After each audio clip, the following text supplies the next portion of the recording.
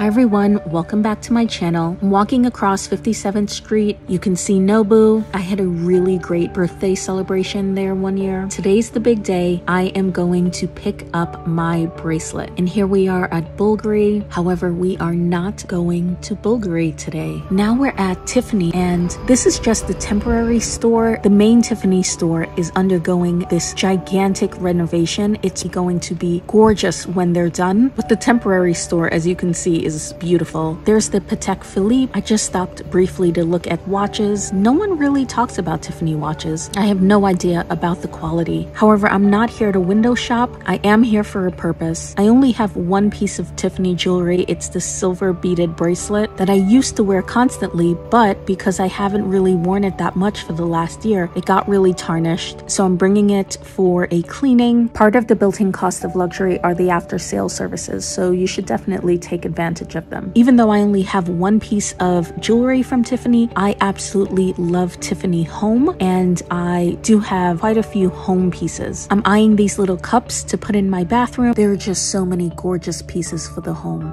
and the service here is impeccable.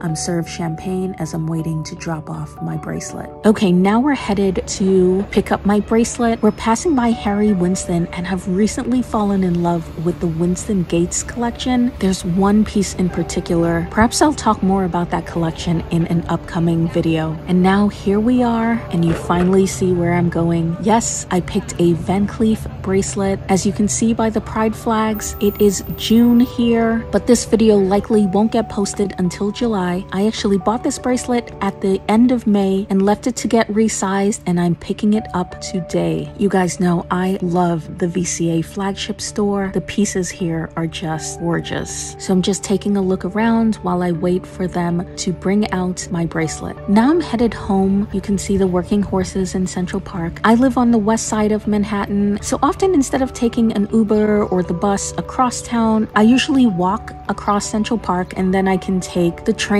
the bus, an Uber. And if I didn't already know that I was on the west side of Manhattan, the Democratic primary rallies that are happening in the middle of the street in front of the news station would be a pretty big hint. So I'm back home. I hope you enjoyed that little mini vlog, some of the sights and sounds of New York City. So clearly I got a bracelet from Van Cleef, but 2 Van Cleef bracelets were a possibility. So let's find out what I chose. I'm a little disappointed because the New York flagship store has gotten rid of the matte black packaging, which I absolutely loved. I thought it was so sleek. It was perfect for New York. If you don't know what that looked like, you can check out one of my other Van Cleef unboxings. I'll link them below, and you can see what the packaging used to look like. This is still slightly different to normal Van Cleef packaging. It is the flagship packaging, but the only thing that I can see that makes this any different from the regular packaging is that it has the address of the New York City flagship right here, but the colors are the same, so I don't like it as much. It's not as special, but c'est la vie. So we have the authenticity card, the travel pouch, the aforementioned bag,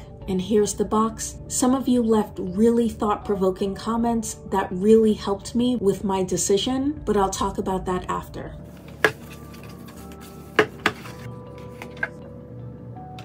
Here it is, guys. I got the 5 motif vintage Alhambra guilloche bracelet. This has already been sized for me. I'll try it on for you in a minute. So I bought this bracelet at the end of May, then I got it resized, so I just picked it up a couple of days ago. But if you're wondering how I got this bracelet, considering it's been sold out for quite a while, and I managed to get it before the price increase, I'll just say that I have my sales associate to thank for this. So I told my essay about a month and a half ago that I was interested in this bracelet, but I wasn't sure, and I wanted to come in and try it on, and she said, we don't have it, but she said, I can order one for you. But I told her I'm not sure I even want to get it, so I don't want you to go to the trouble of ordering it, and she said, you should let me order it. If you don't like it, we get calls every day for people looking for this bracelet, so just let me get it. It's gonna take a while anyway, and then if you don't like it, that's no problem. I can easily sell it it to someone else. So she went ahead and did that. And in the meantime, you saw that I did that shopping vlog and I was able to try on a bracelet that was being held for someone else. I think it was being resized or something. And I absolutely loved it. So when I finally went to pick this up, my sales associate and the person that works in repairs who was helping me to resize it said, "I can't believe you got this before the price increase." And I said, "What price increase?" I had no idea there was going to be a price increase. So my essay said, "You haven't heard? There's going to be a price increase in a few days. I'm being swamped by everyone and their requests." So I guess it was pretty common knowledge that there was going to be a price increase. I think I told you guys, I don't really keep up with price increases because I don't want to feel pressure to buy things just to save a couple of $100s. For me, that's a surefire way of making a mistake unless it was something that I was planning to buy soon anyway. So I'm happy that I had no idea about this price increase because I was able to make an informed decision irregardless of pressure from a price increase. So how did I come about this decision? As you saw from the informal poll, this bracelet and the Cartier Clash bracelet were tied, and this is where some of your comments really helped me out a lot. Some of you did not like any of the bracelets that I gave as choices, which I completely respect. And then some other people said some very interesting things. So I got a couple of comments saying that they liked this bracelet in general, they just didn't like it with my stack, which really made me think about it. So a few of you pointed out that the texture of the Clash bracelet really complemented the Jubilee bracelet of my watch. I fully agree with that. I'll talk to you more about the Clash bracelet in another video. So some notable comments, namely from KK Love CC, Jesse, and a few other people who pointed out that they liked the juxtaposition between the daintiness and the elegance of the guilloche bracelet with the more bold nature and texture of the watch, which I also 100% agreed with. Something that came up repeatedly, I got comments from Vinnie Johnson and Boarding Call and a few other people that recommended that I wear this guilloche bracelet on its own, which I was adamantly against because I was really looking for a stacking piece. However, when I went into the store, my salesperson and the repairs person who did the adjustment also said the exact same thing. I didn't even try this piece on its own. That's how committed I was to having this piece only as a stacking piece. But my essay insisted that I just try it on its own by itself, and I must admit that Vinny and everyone else in my comment section who recommended for me to wear this on its own was 100% correct. Not just for wear and tear reasons, although that is a bonus, but for aesthetic reasons. You can really see the beauty of this piece when it's on its own. I will still wear it stacked, but I now think I love it on its own just as much, if not even slightly more than when it's stacked. So here are some modeling shots. Here it is on its own.